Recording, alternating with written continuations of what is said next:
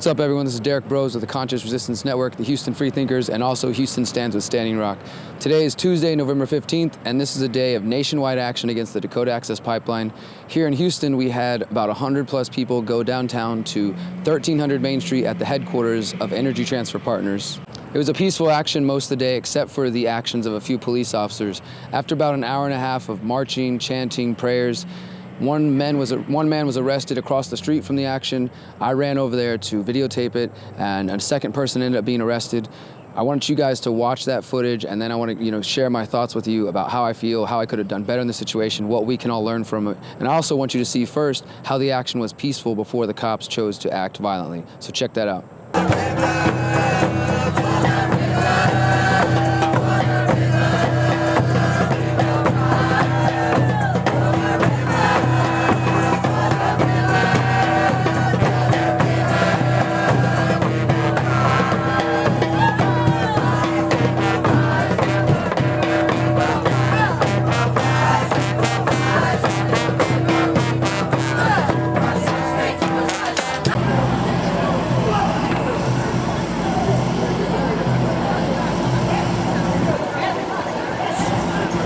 There it is. Oh, we got him? He's getting arrested.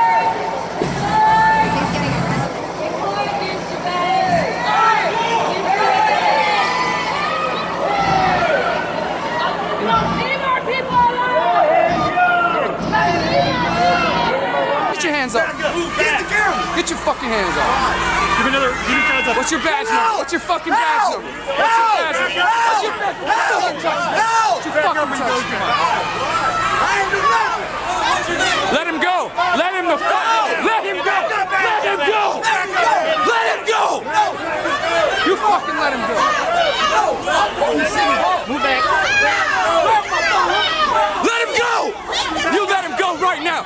You want us to grab you, or we'll disarm you right now. I will disarm your officers if you don't fucking let him go. Get up. Get up. Hey. You fucking. Get the fuck up. Get the fuck off here. Hey, he's fucking. Look at that. Dude, get the fuck off him. What the fuck? You fucking touch him. Fuck. Get the fuck off him. What the fuck is wrong with you? Get the fuck off him. Get off the street. You're gonna get hit by a car. Get back. You're a bunch of fucking pussies. Get the fuck off him. The fuck off him. We were civil! We were civil!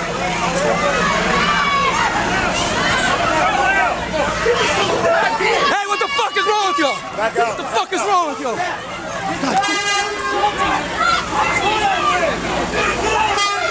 Yo, fuck you! Fuck you, asshole! Fuck you, asshole! Come at me, bro! Take off your badge and come at me! You fucking punk! You fucking punk! You're pushing me in the street, asshole! Get out of the street. Fuck you! Fuck you! Move that stuff. You stay the fuck away from me, asshole! Stay the fuck away from me! You fucking hurt my back. We have a right to video. That is our right. All right to video.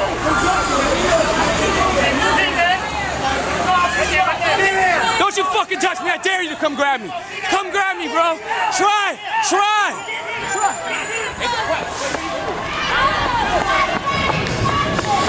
So what you just watched was the action and the unfolding of the police grabbing a man and then grabbing a second man. As you can see in the video, I ran across the street to go document it. I always have my camera. As a journalist and as an activist, that's one way that I can contribute and help. And also, for me, I've played the situation in my head many times. How would I react and respond if I see an individual getting attacked or abused by not only a police officer, but any individual? Would I just stand there and let that happen, or would I choose to take action and try to support in some way? And that's, what I reacted out of. I ran over there instinctively to document. There's two lessons that I really take from the situation. The first one I want to hit on is about freedom cells. Some of you have heard me talk about this concept. You can check out freedomcells.org for more information. But basically, the idea is that we can organize in small groups within our community and start taking care of ourselves, defending ourselves, protecting our communities, organizing, growing gardens, all kinds of things. But I specifically did a video called Organizing Against Violent Cops and discussed how would we handle the situation. If I had 7 other people who were prepared and we trained together and did role-playing, we could have maybe come into that situation and de-escalated, used nonviolent communication and de-escalation techniques to try to resolve the situation. Instead, it was a lot of chaos. There was a lot of anger. You can hear the anger in my voice. That's not usually the way I talk or the way I approach people. But it got out of hand very quickly. We could have done much better. That's why I'm stressing the importance of building freedom cells. So please check out that website if you want to learn more about that. I'll put the video below so you can see what my ideas are when it comes to organizing against violent cops and violent criminals in general. If we want that movement to grow, if we want to be able to start organizing and protecting our communities around the country and around the world, we're going to have to start getting active now. So please check that out. And the second point, the really important point that I took away, is that I was somewhat disappointed in myself and the actions that I took today.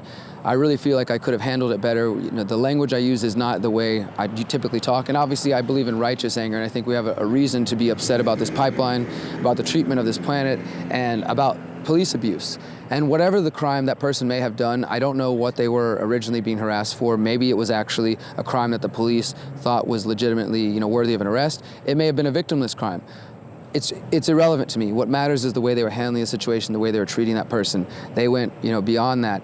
And I chose in response to lose my balanced standpoint and to feed that angry wolf and to respond, with that anger and, call them out and try to provoke them. But also, like I said in the video, when I talk about disarming them and taking their badge, that's a part of the freedom cell concept. So I do think that I was trying to stay focused on what I believe we could do, but was just one person there with several others, getting pushed into the wall and getting harassed, and it escalated very quickly. So I'm trying to live by the idea that we can get out of this revolving door, this idea of revolution and going in circles. If we choose to find the tyrant on their knees, and in those moments we kill them and we become them, then we set ourselves on a dangerous path. But maybe if we allow for healing and forgiveness, we hold them accountable and we allow them to maybe realize the actions that they've taken. I believe it's possible. I know many people don't think it's possible, but if we use violence to create the solution we want, we're going to end up being violent people. We're going to end up being the thing we're fighting. So it's about evolving and getting out of this circle, and that's what I'm focused on. I really do want to be an example of that, not only as an activist, but in my community and to those who are watching my work. And I apologize if maybe the way I act in that video isn't the way that we should go about it, but it's a lesson learned, and I hope we can all do that. What's most important, though, today is that all around the country, there were people that came together to peacefully fight against the Dakota Access Pipeline. And I believe it was a global movement even. There was countries around the world supporting, so that's beautiful itself. And that here in Houston, we had over 100 people peacefully getting together and organizing and praying for the people in Energy Transfer Partners and the other companies and the police. That's all beautiful. And what we can take from today is the lessons that we learned and move forward and figure out how we're going to handle these situations, because they're going to increase and they're going to happen in our country. We need to get organized and we need to stay balanced. So thank you guys for listening. Remember, you are beautiful, you are powerful, you are free. Peace.